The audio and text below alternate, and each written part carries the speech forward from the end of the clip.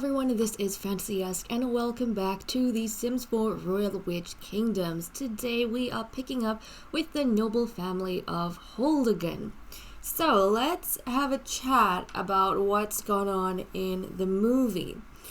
Basically, we saw High Lord Eric and his wife discussing these rumors around their heir and son, Eldric, with High Queen Leia. Now, previously, we were thinking, why is Eldric going after the Queen? Like, what's going on? Why is he trying to fill this void in the High Queen's life? Because there's such an age gap with them, right?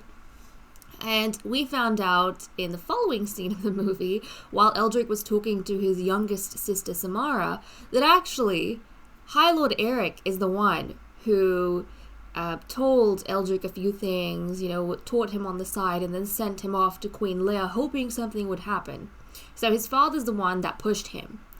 And now, obviously, he did not come back home and tell his Kotian what happened between him and the Queen. I feel as though Eldric might have been just a little bit reluctant to go along with what his Kotian was telling him to do. Regardless, the Queen did end up taking a liking to him, and I think he's a little bit conflicted in himself. He's a little bit conflicted about why he's doing this, or whether it's appropriate to go forward or not to go forward. At the end of the day, he wants to be a better leader, a better head of the house than his Kotian ever was. He wants to be able to provide for his family and change their fortunes, especially in the political climate of Holkane, because ever since, he's remembered, his family has been, at the bottom of the feeding order because of the stupid things that his Kotian has been doing. And his Kotian being unable to maintain relationships with the other nobles and royals. And Eldric wants to change that. So I think part of him sees this as the way out, to be the High Queen's boy toy. So that's what he's been doing. He's come back to the High Queen. And then at the same time, he is betrothed, but he does not really care for Helicent much. And I don't think Helicent cares for him too much. I feel as though because he's getting confused with this whole thing, he's getting a little bit unhappy with his arrangement, like his arranged marriage as well. Anyways, he's come over here to the Queen, and she's definitely wanting his company. She's kind of lonely, and all of that. She just lost her son, and now she's going for someone her son's age. But oh well, there's that going on. And everyone knows he's betrothed. It is no secret. I feel like when two families arrange their marriages, then there is nothing hidden about it. Everyone kind of knows what's going on. So there is that. And the Queen, has encouraged Eldric to be a bit more active with her. And they had their first kiss. Obviously, High Prince Edmund was here. And he doesn't seem to have a problem with this arrangement, which is kind of interesting. He was here when they were getting all close and stuff. He saw them. It was a little bit awkward, but I don't think he has a problem with Eldric, thank goodness. So we are dealing with that. Now, as you can see... Oh, wait, never mind. There was a moodlet here that he wasn't happy with his arranged marriage, but it's gone now. He is still in mourning of Blbecc as well, so again, I feel like this is a bit of a weird way to deal with that. But he is flirting with her. He is going with it. Honestly, he doesn't have any romance with his own betrothed. Helicent, look at that. The friendship, non-existent. Romance, non-existent. And I think even on Helicent, and she's not too thrilled with the idea of being married off somewhere, but that's what the family's, decided. So that's what they're going ahead with. But we'll have to see what goes on with these guys. They're in a bit of a unique situation here, but like I was saying, I think High Lord Eric is hoping there is definitely something going on with Eldric and the High Queen, because he sees his son as like his ticket out of the dump that he and his family are in, relationship wise with everyone else. Although I really don't see how this is going to endear them to anyone. I mean, if anything, wouldn't people talk about them more? Unless, just getting the Queen's favor. the High Queen's favor is enough as it is, and you don't really have to care about what other people think. Maybe that's what's going on here. But yeah, someone in the previous, I think it was one of the previous episodes, they were going ahead and summarizing like what's been going on with like the people in Holcane in terms of Eldric, you know, being betrothed to Helicent, and Helicent being friends with who is it? Is it Velena, Dorian's betrothed? Something like that. I mean, sorry, Dorian's wife now. It was just a confusing kind of mess going on, and how he is now having, like, seemingly an affair with High Queen Leia. For her, it's not, because she's divorced now, even though Minor King Uther lives in the palace still. They're divorced, so that, like, doesn't even really matter. For him, he's having an affair because he's, you know, betrothed. And in terms of a wedding or a marriage, that's not in the cards just yet, because Helicent is still young. She's still a teen. So I assume this marriage is going to happen the, like, next round, the next time we are back with Eldric. So again, this is allowing him, I feel like, time to explore and time to question. Like, he is being able to do this with the queen and get away with it just a little bit, because, like, a marriage isn't in the cards just yet. You know, he's kind of, they don't see each other, they're in different kingdoms, and all of that. Nobody's really keeping tabs on them, really. Especially with his Kotian, you know, encouraging all of this. I think Eldric wants to do this with Queen Leia, not because he likes Queen Leia, but because he sees her as a way to improve his family situation. So kind of like the same motivation that his father has, that his Kotian has, except he still doesn't like the fact that his Kotian is forcing him into it. So I feel like anything that happens with the queen, he's not telling his Kotian, like, oh look, I've actually made progress with the queen. I think his Kotian is finding out through rumors with others. So he's doing it, like, on his own terms, I feel. But yeah, we've got that going on. Ay. And I feel like I've probably talked about this in a previous episode. Oh my goodness, Edmund just aged up. Edmund just aged up. Where is he? He was a child. We saw him. He went to academy and he came back because he aged up. Okay, Edmund. We need to give you a makeover, my boy. So I'm gonna give Edmund a makeover pretty soon, in a second here. Yeah, definitely need to get that sorted, and then we'll probably be right back. And then I'll continue talking about what I wanted to with flipping, like, whatever I was saying about. Should I just say it now? Yeah, basically, what I was going to say is that I've mentioned this in one of the previous videos, but, you know, a bunch of people are confused about why maybe the throne is not passing to... Where's the little toddler? Where'd he go? Why it's not passing to Luther, because Luther was the High Prince's son, and saying, you know, why doesn't Luna become the next queen of Holcane and such. Well, basically, witch custom, which is, you know, what I've decided, because it's a fantasy culture, and so I'm creating the rules as I go. In witch culture, in terms of succession, the monarch's child, the ruling monarch's child, is the one who inherits, right, the title. So the ruler of Holcane is High Queen Leia. So High Queen Leia's child can be the next High Prince or High Princess. Vex was a child, which is why he had the title.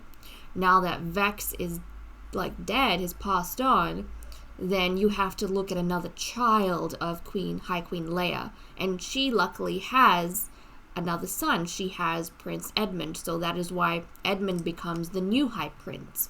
It doesn't matter if Vex had children. It doesn't matter if Vex is married, because Vex wasn't on the throne. If Leia had died and Vex was High King and then he died, then the title of then the title would have passed on to his son. His son would have been High Prince, right?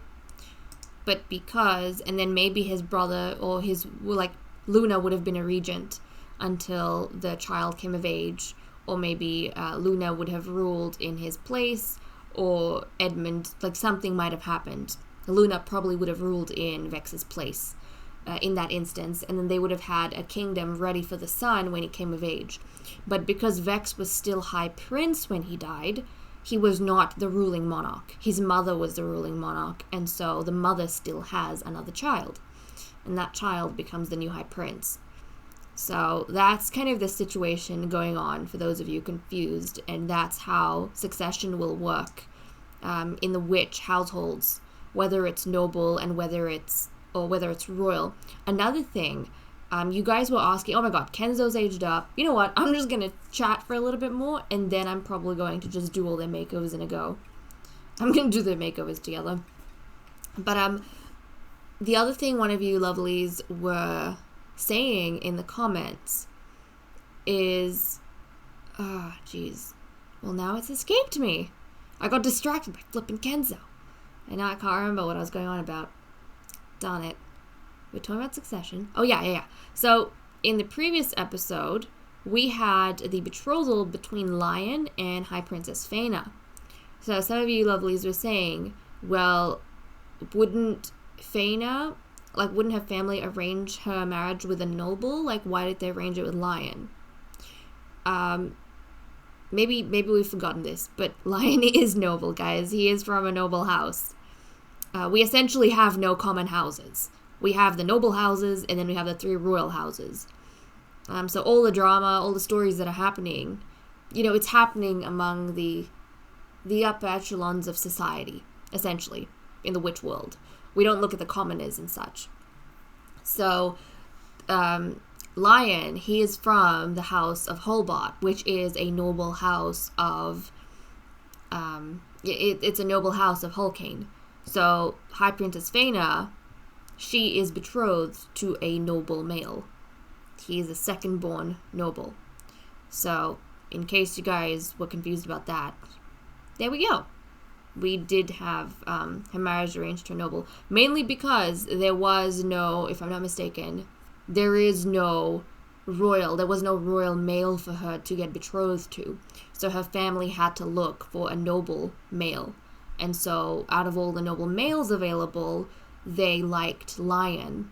And plus, we've already had, there was already a marriage between Dorian and someone from Sikaar. So, there was that link already. So, the royal family of Sikaar, they went to Lion as, for a son-in-law. So, we had that happen.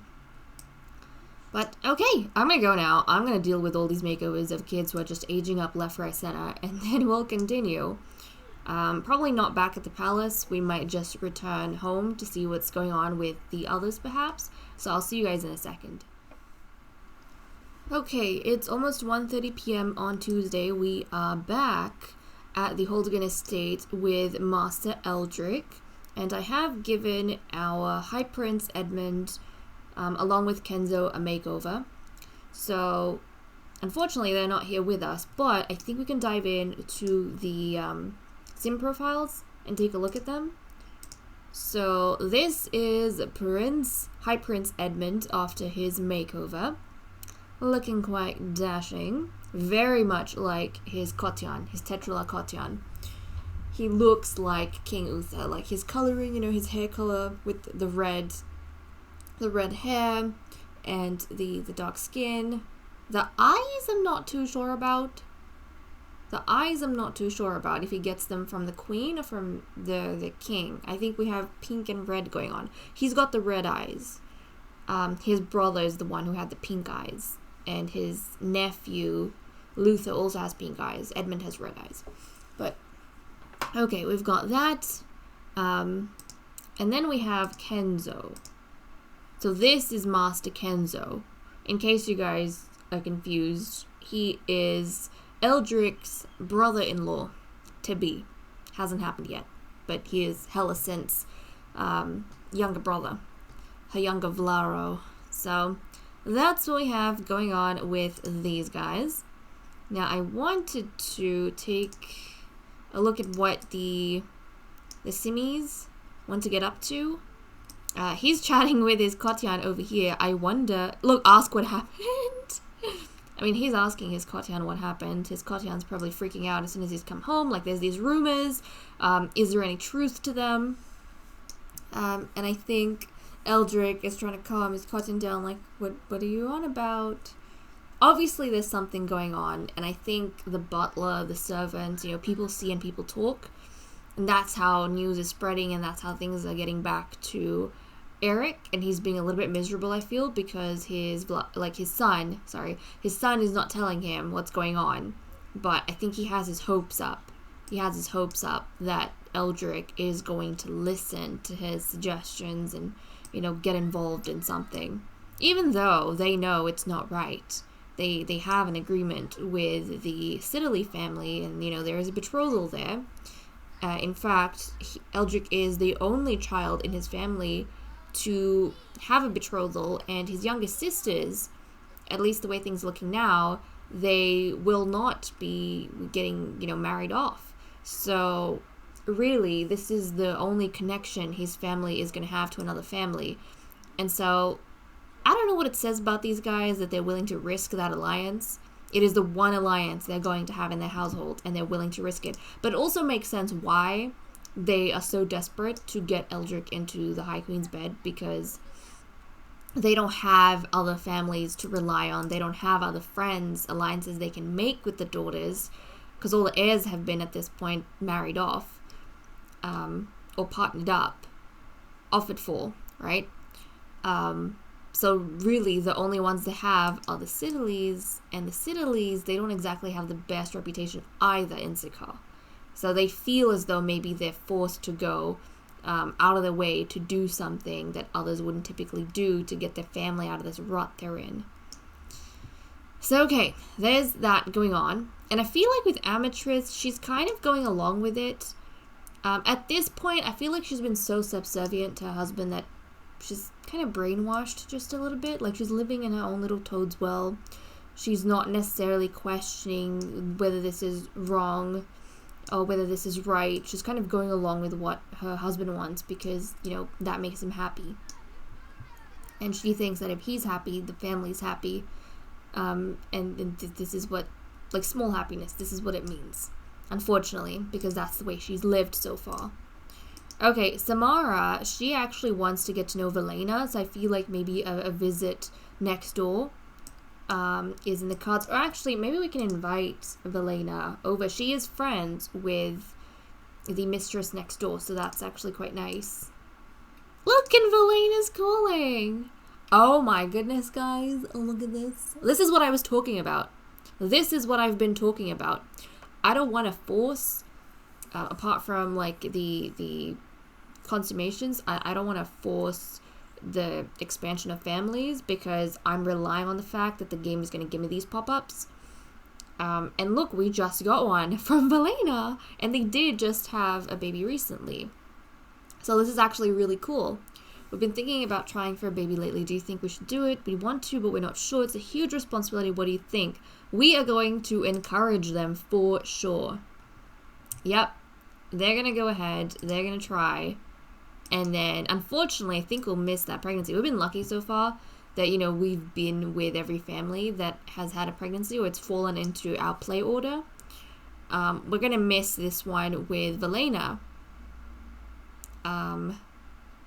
But I will keep an eye on it so that I can still off camera, like, roll the dice for if she survives childbirth and roll the dice for the child's eye genetics, like what eye color it's going to get. And then, yeah, I think that's all the stuff I'm rolling the dice for. So yeah, we'll definitely get to do that. And obviously to name the baby, although I might not get to name it until it's a toddler. We'll see. We shall see how all of that goes. I might jump in off camera to play with her if she's on her last trimester, because at this point we're gonna like move to the Kingdom of Vermont afterwards. So I will try and keep an eye on Velena. Either that, or after this round I'll just play off camera with Velena for a little bit, so next time it's kind of updated what's going on with them. So yeah, looks as though they've got a head start already. I appreciate it. But yeah, she's friends with Velena, so it makes sense. She wants to go next door. Samara wants to visit, see how things going. This is big news. They want to talk about it. That is fine and well. But also, I wanted to bring everyone's attention to something else. This family has a lot of problems. A lot of problems. And another one of these problems is actually with Veronica. So she wants to chat with Princess Padme, which is not a problem. But she wants to ask Samara to be her girlfriend. So they're sisters, like biological full sisters. And the weird thing with Veronica is, I mean, they've lived a very isolated sort of life, you know, and things have, like, they haven't really had a lot of exposure to others, being friends. I mean, she had a huge crush on Vex, and then, you know, he got married off to someone else. That never eventuated. I mean, he never even, I think, looked at her in that way. He was just trying to be nice to her at one point, but I don't think he ever saw, you know, her as anything more than just the sister of that person who he's not too fond of, in that family he's not too fond of. So it's like a one-sided crush, and she never really got too close with any of the others, I feel, except for her own, I mean, Dorian, yes, but, you know, except for her own siblings. So I feel like, in her own twisted way, like, Veronica, I think she's in love with Samara. That's what I'm thinking. It's forbidden. It's not supposed to happen. It is twisted.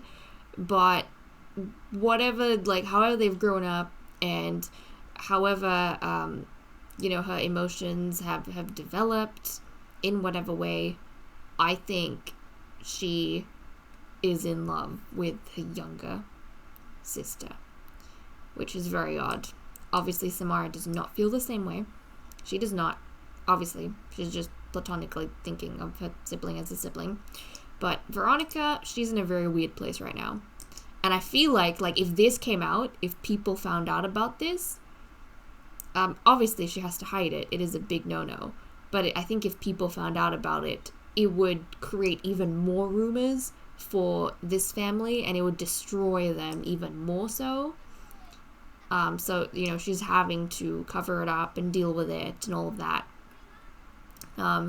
So it is strange, it is awkward, but I mean, that's kind of what's happening. And I don't know, I feel like that want I might have ignored for another family, another situation, but I feel like with where the Holdigans are going and how they just are, especially with what, you know, Eldric's been doing, we already have some weird stuff happening in this family. So it would not surprise me if this is also something that's occurring with the young females of the family. That would not surprise me. They're just, you know, twisting and twisting and twisting even more. But definitely want to get Samara to invite over Velena, maybe. It is quite... Oh, it's not that late. It's not that late. We'll invite over Velena so that she can come and visit. And I don't even know what's going on with this. Invite over Velena. She needs to come visit. We will see what's going on with her. Now, obviously, they tried for a child. I don't know if they succeeded in that or not. But we do want to keep an eye on that. Oh, she had something she wasn't supposed to. Did you? But Velena and Dorian, they're like not wasting any time on building up their family. Like, at all. This is going to be their second, if they were successful, this is going to be their second child in such a short span of time. So it's kind of cool. Okay, let's see. We want to get to know her. Actually, we want to, we want to go to the restroom. Let's do that. And then you definitely want to eat something. What do we have? Get leftovers. Actually, hold on. Use the toilet properly and then get leftovers. And then Get to know Velena. Maybe get to know what she's been up to recently. If anything has succeeded. Let's see. Get to know. Where's my get to know? I don't know where my get to know went. We'll just brighten her day. We'll go do that. We shall brighten her day. I don't know where my get to know has disappeared. I'll give her a heartfelt compliment as well. What are these? Onion bagels? That kind of seems nice. Okay, come on, let's go chat with her. What is she doing? She's out here. She's out here talking to Veronica and the others. Call her over, come on. Tell her to come be with you on the dining table. I'm really enthused about meal. I'm really curious about how things are going to end up with Samara. I feel like Samara is kind of well balanced out of everyone. I feel like she's the most normal one in this household. That's what it feels like to me. I wonder what her traits are. She's a loner, lactose intolerant. Okay, so, you know, she's a bit of a loner. So she honestly, I feel like because of her personality, she's probably the most at peace with the way their family is. So she doesn't necessarily feel the need to go out of her way and do crazy things to find acceptance. Whereas the others, they're just, her siblings are dealing with their family's problems in odd ways. Can we not get to know at all? Really? Theorize about Milky Way conspiracy. Of course. Let's bring out our personality a little bit. Ask for encouragement. Let's go do that. We'll ask for encouragement. Can we even get to know her? See, I feel like that comes and goes and it's just not happening. Well, I don't see it. I'm gonna just unsave that, but we've chatted with her. I think that's fine. We called her over. We had a chat. I think that's good enough. Veronica wants to chat with Princess Padme. I wonder what's going on here. Like, I'm really curious about what's going on here. So, I am going to try and invite Padme. Send her an invitation to come over and visit. I don't know how that is going to go. I wonder if they could have just... Okay, she'll come visit. Maybe Padme was, like, in the area. Let's do a respectful introduction. Oh, so you've never met the princess. That's kind of interesting. She must have seen Princess Padme at the Holbot residence for maybe the wedding or something. And become curious about it. I mean, Padme is lovely. Look at Padme. Padme is actually so pretty. So pretty. All the women in the household of Sika are, I feel. But just the blue skin and, you know, the blue eyes and the blonde hair just looks really good. Looks really, really good. So they'll chat with her just with each other just a little bit. And I think that'll be good. I wonder, what's Veronica's personality, actually? She's neat and high maintenance. Okay. I feel like Veronica wants probably things that, like, she's become a little bit fussy in her life because she wants things that are out of her reach. Like, she wanted High Prince Vex. She could never have him. She's drawn to Princess Padme because she's a princess, I feel. Different from her situation. Again, with, like, her sister Samara. She's in love with Samara, but that's not something she can have. Like, she's doing things she's not supposed to. And if you live within your means, then you're at peace with a lot of things. But when you don't, that's when you start going, like, in a downward spiral, right? So I feel like that's what's going on with Veronica. She's unsatisfied with a lot of things because she desires a lot of things beyond her reach. And then Eldric, what about with him? He's a music lover, he's active, and he's a slob. So, you know, with the slob trait, I think what that is that growing up, he's become used to his Nalka doing everything for the Kotian his Kotian. Oh my goodness. Oh. Whoa. Hold on a second. Hold on a flippin' second. Okay, well, it says starvation, but he's old. We're gonna say he's dying from old age. So, okay. Eric is passing on, guys. High Lord Eric is passing on. My goodness. At this point, because, you know, some of you also been saying that the whole mystery around Vex's death, like that hasn't even, nothing's happened with that. Like, we haven't realized, we haven't discovered what's going on. And so, I think some of us, you know, we're thinking that maybe he was poisoned. Others are thinking maybe he just had some sort of sickness. But he wasn't born a sickly child. He was healthy, you know. So it's kind of strange. But at this point, I think because of how sudden it was and because of how crazy it was and everyone's, you know, still adjusting, I don't think anyone's going to investigate. I don't think the High Queen is going to look into her son's death.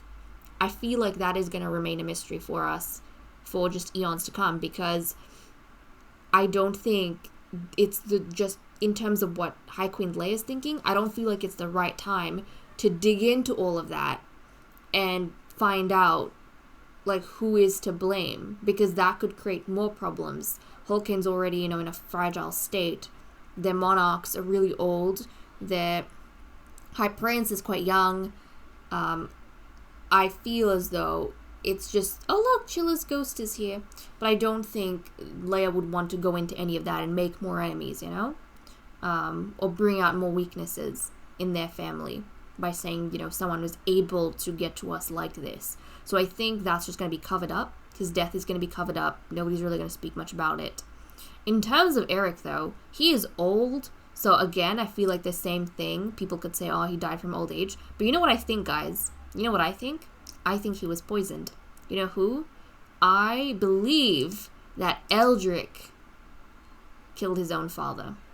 I think that's what's gone on. He has poisoned his own father. And there's a lot of things that, for me, hint to that. The fact that his father was, like, his Kotian was pressuring him to do something with Leia. I mean, yes, he went ahead and did it, but that doesn't mean he was entirely happy with it. Again, his motivation for going ahead with it, and, you know, getting involved with High Queen Leia, I feel like he said himself he wanted to become a better head of the household than his Kotian ever was. He wants to help his family get out of this thing. And I feel like, you know, push came to shove. And with the pressure his Kotian was putting on him, I think Eldric just snapped. I feel like Eldric just snapped. And he figured Kotian's, you know, at an old age right now. He didn't have even a friendship with his Kotian. He's friends with his Nalka, right? He adores his Nalka, but he is not really friends with his Kotian. So I feel like he kind of just snapped, and he went ahead with it, and he poisoned his own Kotian. I think that's what's going on. But everyone can, like, nobody's gonna look too much into it because his Kotian was old anyways. It's not like he died a premature death. I mean, he was really close to passing on anyways. I mean, look at this. He lived a full life. So nobody can really, you know, point fingers. I feel like Eldric feels as though he just helped his Kotian along at the right time. So, yes, a lot of drama happening in this family. A lot of craziness happening. Which is flippin' wild. But that's what's going on. That's what's going on for sure. But yes, like I was saying, in their household, Eric never really helped out with any cleaning or anything like that. It was always the lady of the house that used to do that. You know, it was amateuress. She was the one who had to do all this all on her own. And when her kids, you know, started growing up, they were helping out. But I think once Eldric got sisters and the older he got, he fell back into his father's, like his Kotian's thing of, you know, that's kind of the work for the other members of the household. You're the heir, so you don't have to worry about that, which is why I think he's a slob.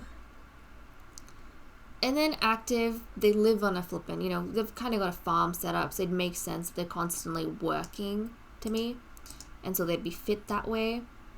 And music lover, I feel as though that's kind of his own personal freedom. Like, you know, the finer things in life. That keeps him going, I feel, lets him express his emotions and such, escape from the pressure of his family and their situation. So, yeah, there's that. There's Eldric. Well, that was quite unexpected. Did not expect him to murder his father that way, but it appears as though he has done exactly that. And Grim Reaper, Soul Reaper, do you wish to come and collect his soul? Perhaps? Maybe? No? I mean, feel free. Come on through. Come on through. Get it done.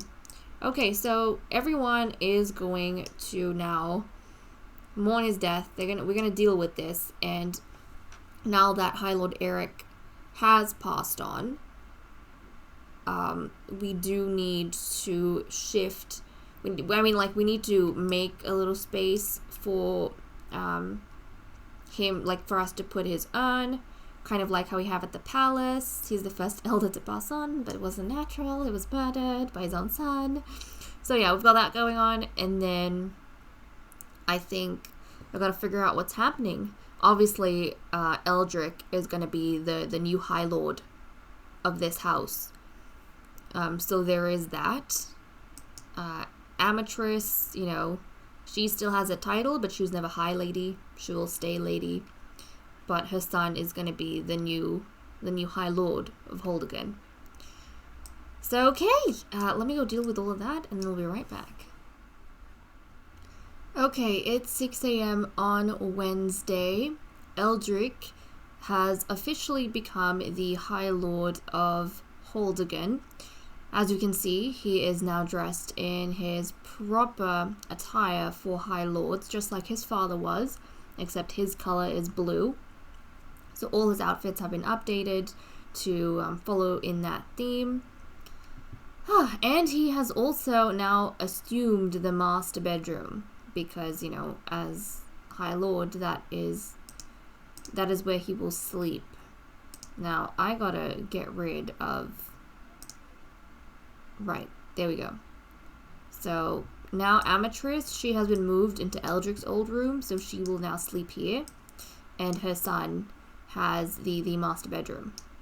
So, those are the changes to the house. And as for where the urns are displayed, so off the side, on the left side, we've made a pathway past this really pretty tree here, filled it up with daisies, and essentially this is where we have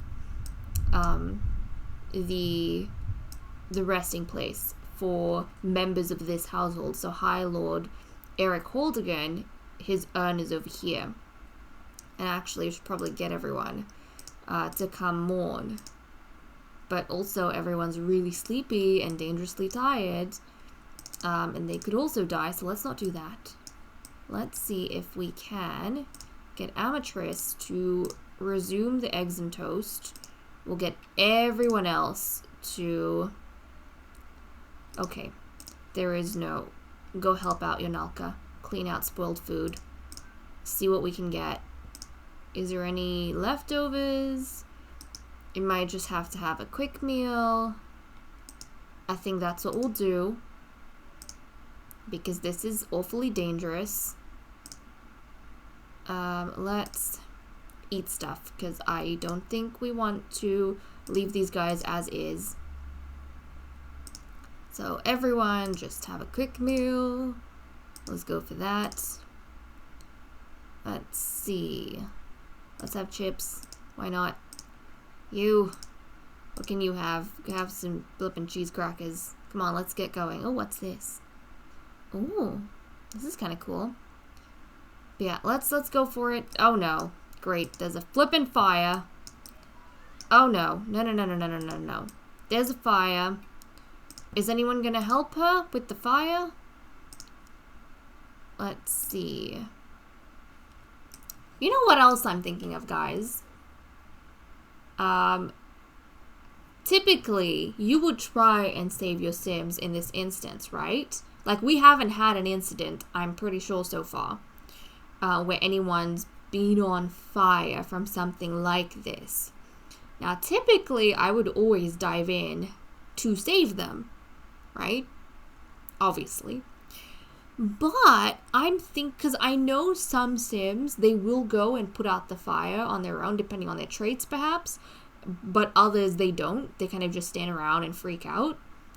So I kind of feel like that should influence whether or not someone survives a fire as well. Like, if they, of their own initiative, are moved to put Amatress out, or if they just freak out and let her die. I kind of want that to be a thing. So I think I'm not going to do anything to help her out. I just want to see if her children have the mindset to save her, because I know for a fact, I have seen Sims. Sometimes they will extinguish the flames on someone else, and sometimes they don't. And I think that's dependent on their traits. They're easily spooked. So like right now, Veronica, she's yelling, Samara is yelling, all the kids are yelling and freaking out. Nobody has the mindset to put her, like, save her from the flames. Nobody's doing anything. They're just freaking out and, like, saving their own lives. See what I mean? Like, they're saving their own lives. And Eldric, that's what he's decided to do. Rather than help extinguish his Nulka, his frickin' Nulka, who he actually has affection for, no. He's gonna freak out. He's gonna save his own life. I think he's fearful. He just killed his Kotian not too long ago. He's now High Lord, and he just got this title. And now this freak incident has happened, and I think he's more concerned about saving his own backside than he is about saving his Nulka. So unfortunately, she's over here, and she's getting consumed by the flames. Her daughters were the same. They went to save their own lives. Nobody thought to save her. So unfortunately, Amatress is also dying, guys, from a fire. Yep. This is the end of Lady Amatress. She's dying in a freak accident not long after her own husband. Which is so sad. And yes, Eldric, High Lord Eldric, he's discovered the fire. Not that it's helping him any bit. He's just gonna freak out. He's witnessing the death of his Nulka. He's freaking out. Oh my goodness. She's getting consumed by flames. Like, really, are you gonna do anything to put out the fire? I think he's gonna try and extinguish the fire now. Because this fire is just going to rage the entire property at this rate. But I don't think I am going to intervene necessarily in the future when someone gets set on fire from a freak accident. I want to see if the Sims in the household save them or not. And in this instance, unfortunately, everyone was more concerned about their own backsides. And Amatress lost her life that way. Okay. Well, here we go, guys. Huge changes in this family. Quite a bit more drama than I was expecting, not gonna lie. Okay, this is gonna take a chunk out of...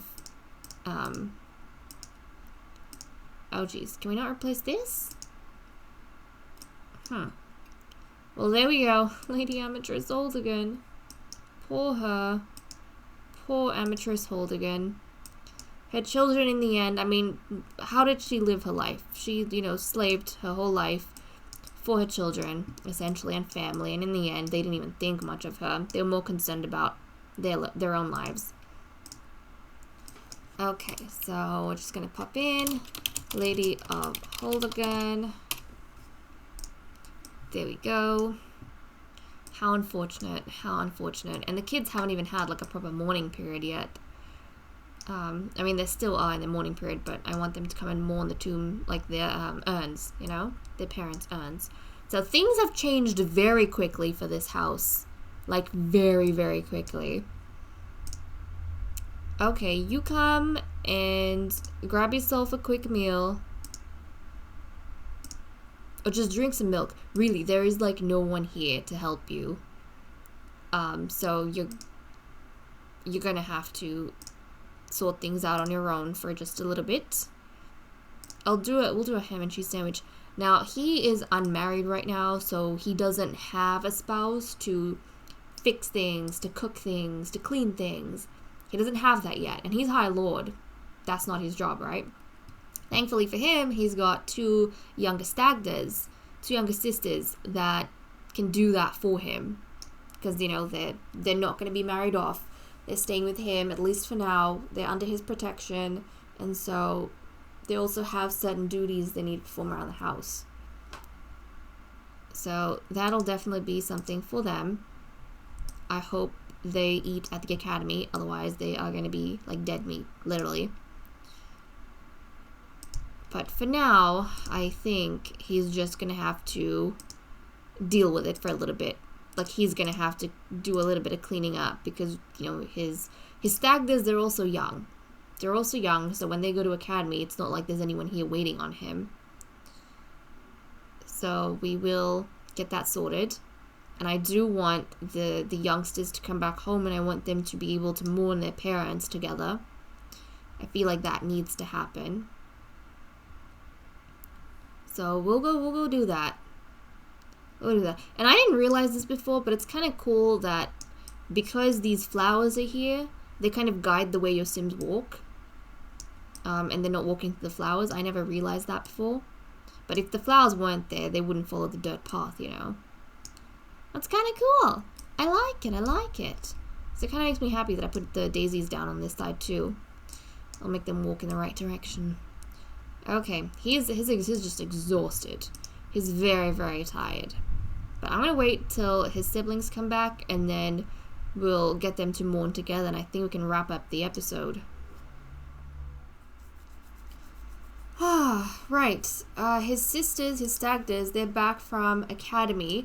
They have been cleaning up downstairs, they've been cooking, repairing, and now Master Dorian has come to visit to offer his condolences. So they're going to go ahead and just have a little bit of a chat. Who's calling now? Okay, I don't know who else. Some random comment has passed away. That is fine and well. But yeah, Dorian's come on in. That's fine and well. I do want the siblings to all... How long do you have? She's almost done. I want them to come out and, you know, mourn. Because they haven't had the chance to do that just yet. Let's throw this away. Come on, Veronica. Throw this away. Everyone's in a bit of a downer mood, obviously. People are probably feeling very, very sorry for the House of Holdigan right now for, you know, all the stuff they're going through. It's been a turbulent change for sure. And literally, Eldric doesn't even have his Nalka to guide him. Because his Nalka died straight away in a freak accident. So there we go. Right, we're gonna get all the kids to mourn. So let's come through. Let's mourn High Lord Eric and Lady Amatress. Mourn, mourn. What's this? High Lord Eldric. I'm calling to let you know that High Queen Leia Holkane has passed away. Oh my goodness. But at this age, I mean, a lot of the witches, they are quite old, so we're going to start having this mass kind of death happening. But it seems as though High Queen Leia has passed away, guys. That is crazy. That is crazy. So, what's going on? That means now that, that means that Edmund is supposed to be the High King. Oh my goodness. Oh my goodness. Okay. So it looks as though Eldric is going to be... There's going to be so many changes, like, between this episode and the next. So many changes. But in case you guys are wondering for, like, when we end this season and start the next season... essentially the next season won't start, or this season won't end until all the rulers of the three kingdoms, like the high kings and queens, until they've passed on. Not their spouses, like the actual rulers. They've passed on and their kids become the new high king and queen. Once that has happened, then we'll end the season and we'll start prepping for the next season. So yeah. Okay, crazy stuff. Eldric was trying to use the queen to climb up, but he's just become High Lord. She's passed on, so he can't exactly do that. It's bad in a way, but it's also good because it means that a lot of the... Like, Edmund might not have the same prejudices that his parents did, And now Eldric's parents aren't exactly here to enforce the way they used to do things. So really, it's almost like a clean slate for them. He can do whatever he wants. So, okay guys, with that said and done, I'm going to leave off. Thank you so much for watching. I hope you all enjoyed, and I will see you all in the next episode. Bye-bye. Right, so I had to dive back in really quickly because I went through the households, and remember how I said we can't end the season until all of the monarchs for the kingdoms, until they've died. And, well, guys, like I said, all the elders, they kind of passed on at the same time. So if we look at the households at this point, Hulkin royal family, both the minor king and high queen are dead. If we look at the Sikar royal family, both high king Yorick and queen... oh my goodness, I can't even remember her name.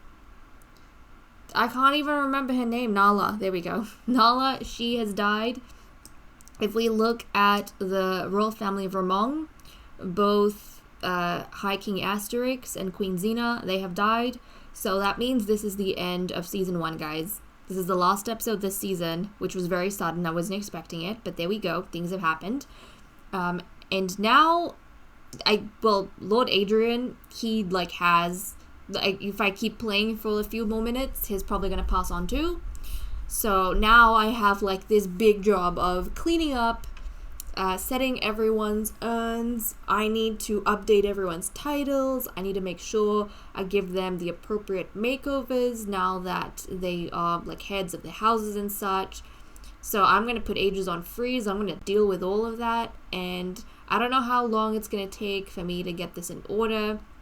We might not be seeing some of these episodes for the next couple of weeks while I'm preparing for season 2 because, I got to do all the cleanup, and then I got to make the new intros, the new thumbnails, all of that. But there we go, guys. This was a very, very sudden end.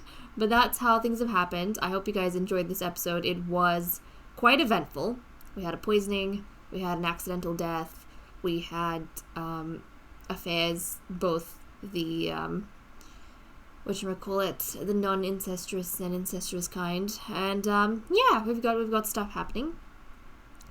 But let me know if you guys enjoyed this season of Royal Witch Kingdoms. Again, on my channel, this was a bit of a sudden thing that I did, but it's gone on for quite a few episodes, and actually I had a lot of fun with it, and I hope you guys had a lot of fun with it too. Give me feedback, let me know what maybe your favorite episode was, your favorite family, hopes and dreams you have for these characters, who your favorite characters are, actually, who you're looking forward to seeing in the next season. All of those kind of things, just anything and everything you want to say about the series, this is the time to do it. This is the time, because season 1 now comes to an end. So thank you so much for all the love and the support you guys have given in this time, and I cannot wait to see you guys once we are ready for season 2. But okay guys, bye bye.